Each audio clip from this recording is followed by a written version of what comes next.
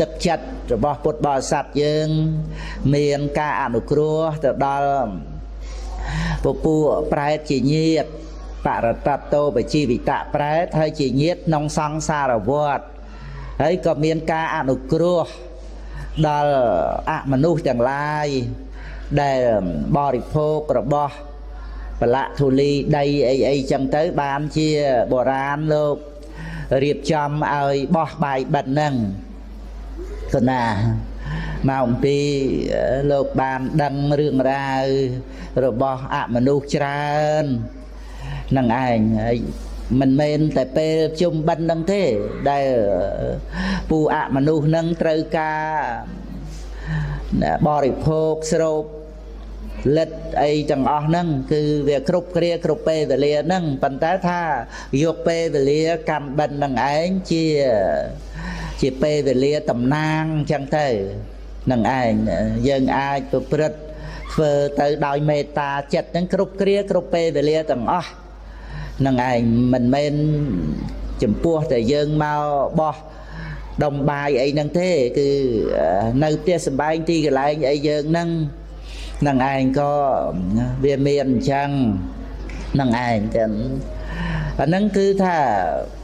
វាសម្រាប់ចេញអំពីទឹកចិត្តមេត្តាករុណាខាងក្នុងនឹងទៅតែយើងមើលដល់ទឹកចិត្តមេត្តាករុណាហើយវាមានកម្មនឹងរៀបចំឲ្យ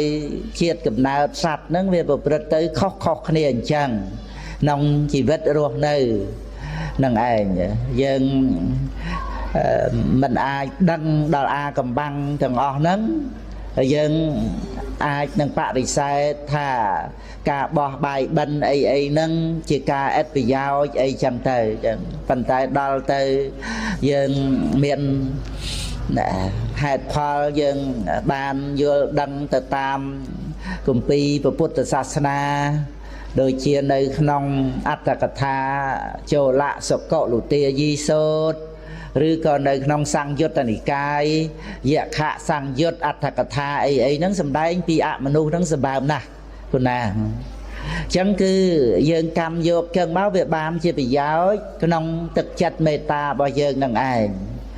ជាមួយគ្នានឹងមនុស្សក៏យើងអនុគ្រោះហើយគណាក៏ប៉ុន្តែមនុស្សយើងទោះជាអត់ឃ្លានអីនឹងយ៉ាងណាក៏វាមិនមែនដូចជាពូអមនុស្សនរកប្រែតអីហ្នឹងទេដែលមានសេចក្តីទុក្ខលំបាកក្រៃលែងទៅណាស់នោះណាអញ្ចឹងគឺយើងជួយឲ្យទាំងអស់ទាំងមនុស្សទាំងអមនុស្សទាំងសត្វអីហ្នឹងវាចេញពីទឹកចិត្តមេត្តាដែលប្រព្រឹត្តទៅនឹងឯងស្មោះទៅតែម្ដងដើម្បីអនុគ្រោះដល់សពសត្វទាំងអស់ដែលទុក្ខដែលលំបាកហ្នឹងឲ្យបាននៅសេចក្តីសុខឲ្យបាននៅទីពឹង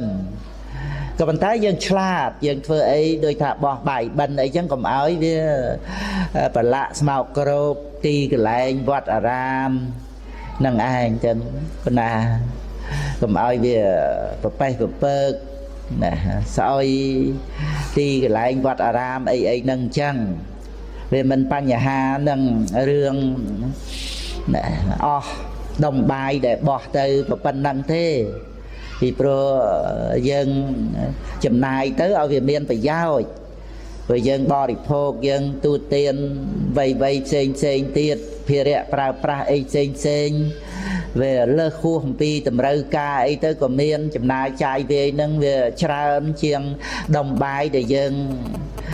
បោះនឹងទៅទៀតកណានឹងឯងប៉ុន្តែថាបើវាអត់ប្រយោជន៍ទេក៏យើងមិនធ្វើដែរតែថាបើវាមានប្រយោជន៍នឹងគឺថាយើងលៃលោកទៅតាមហ្នឹងហើយប្រយោជន៍ដូចជារឿងបោះបាយបិណ្ឌហ្នឹងវានៅមានច្រើនតទៅទៀតគណាក្នុងអត្តន័យខ្លឹមសារចឹងគឺថាកុំឲ្យមានប្រឡាក់ដោយថាទីបរិកម្មជុំវិញព្រះវិហារអីហ្នឹងបើវាមានទៅក៏យើងទៅរើសកើប្រមូលអីចឹងទៅ